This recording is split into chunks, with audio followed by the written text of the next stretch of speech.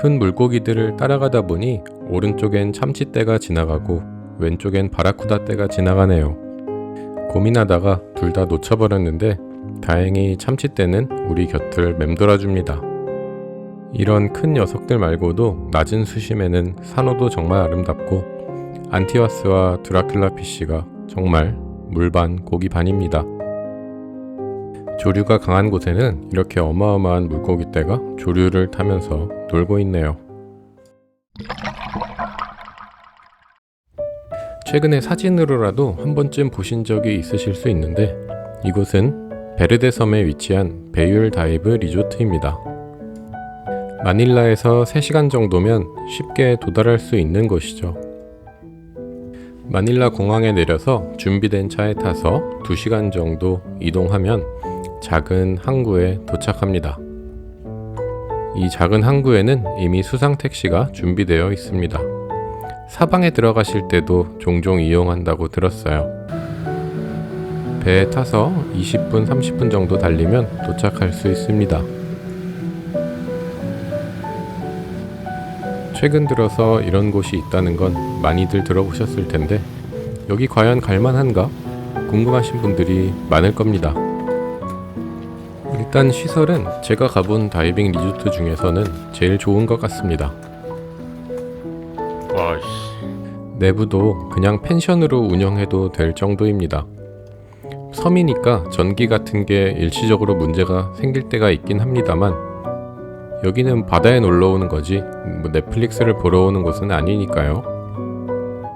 발코니에서 보는 뷰도 정말 환상적입니다. 식사도 정말 잘 나왔습니다. 3일 동안 정말 잘 먹다 왔어요. 3일이라는 짧은 기간이지만 메뉴가 한 번도 겹치지도 않았습니다. 작지만 수면 휴식 때 쓸 수 있는 온천도 만들어 놓으셨어요. 이 뷰의 온천이라니 정말 대박입니다.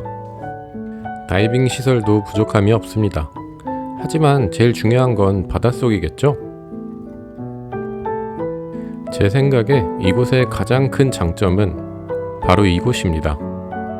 이 드롭오프라는 포인트는 사방이나 아닐라오에서 1시간, 길게는 2시간도 배를 타고 데이트립을 와야 하는 그런 포인트인데요. 이런 포인트를 바로 5분 이내의 거리로 왔다 갔다 할 수 있다는 겁니다. 얘기는 많이 들어봤지만 산호가 예쁘고 조류 타며 노는 곳이다 정도로만 저는 들었었는데요.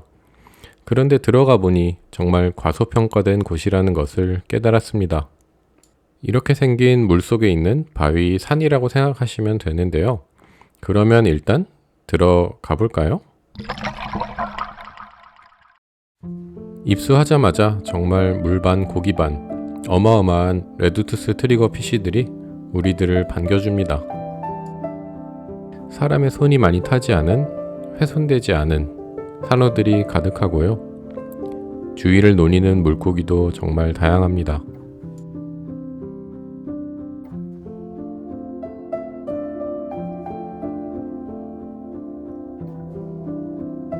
산호뿐만 아니라 어종도 정말 다양하게 볼 수 있었습니다. 산의 끝으로 이동하다 보면 이제 꺾이는 지점에 도착하게 되는데요. 이때부터는 꽤 큰 녀석들이 나타납니다. 오랜만에 사람을 봤는지 배피쉬들이 놀라서 달아납니다. 물고기들은 정말 많은데 사람을 경계하는 건지 정말 거리를 주지를 않더라고요.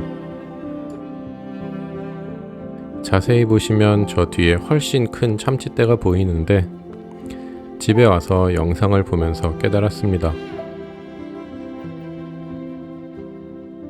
다이빙이 끝날 때쯤 이제 왼쪽에 자세히 보시면 바닥에서 공기방울들이 올라오는 것이 보입니다.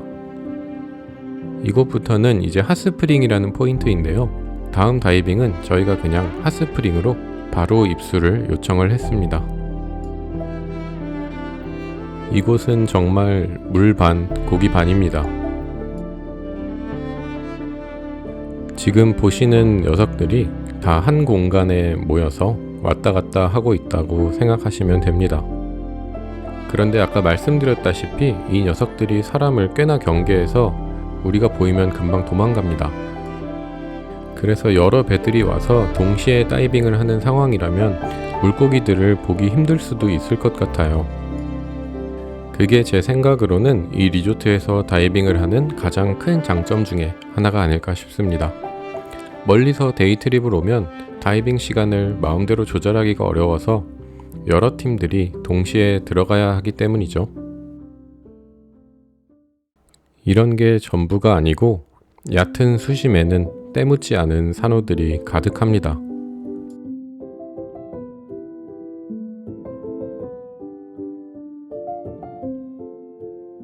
안전정지를 하는 수심까지, 그리고 배에 타는 순간까지도 카메라를 놓을 수가 없습니다. 계속 무언가가 나타납니다.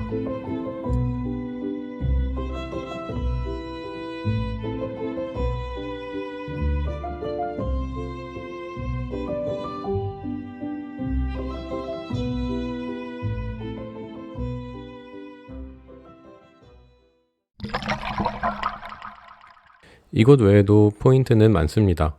칼라판 지역으로 트립을 가기도 하는데요.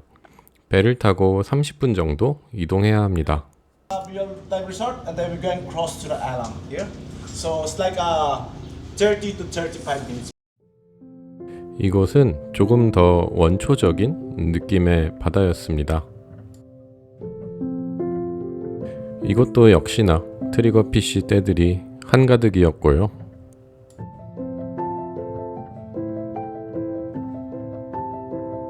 정말 생명력이 넘치는 풍부한 바다입니다.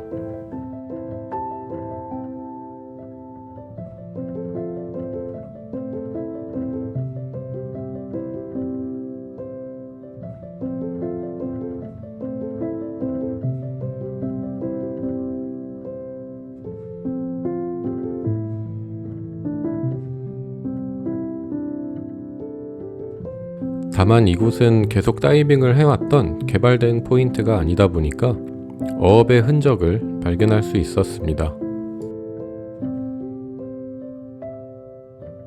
그물 전체의 길이가 30m 정도는 넘어 보였는데요.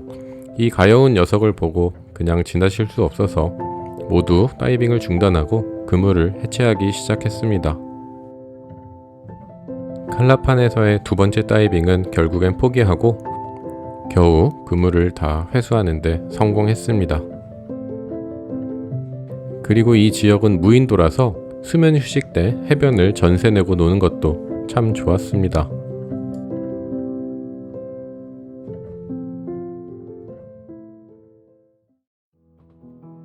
이 외에도 베르데 섬 주변의 포인트들은 정말 다양한데요. 조류가 강한 포인트에서는 이렇게 끊임없이 조류를 거스르려고 하는 물고기떼의 유형이 정말 장관이기도 했습니다.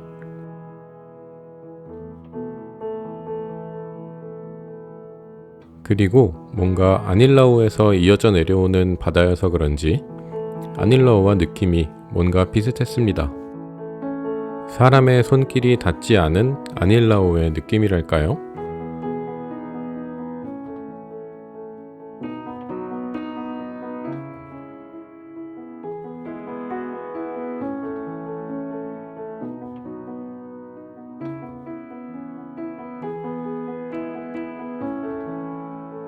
아닐라오에서 많이 하는 소위 먹다이빙, 먹는 것 말고 매크로 생물 관찰하는, 다이빙 할 때 관찰할 수 있는 생물들도 이곳에 모두 있었습니다.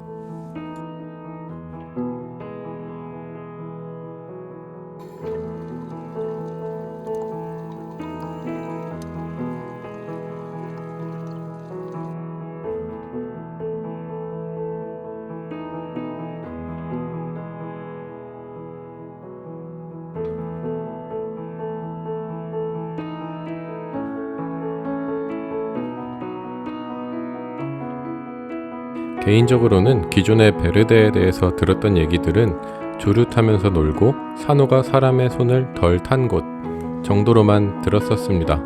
그런데 이번에 매우 과소평가되어 있다는 느낌을 받았습니다. 살짝 과장해서 얘기하면 태국의 시밀란에 리셸리우 락이 시야가 조금 더 좋아지고 산호까지 예쁘게 자라면 이곳이 아닐까 하는 생각이 들었거든요. 과연 한번 가볼 만한 곳인가 고민하실 때 도움이 되는 영상이었으면 좋겠습니다.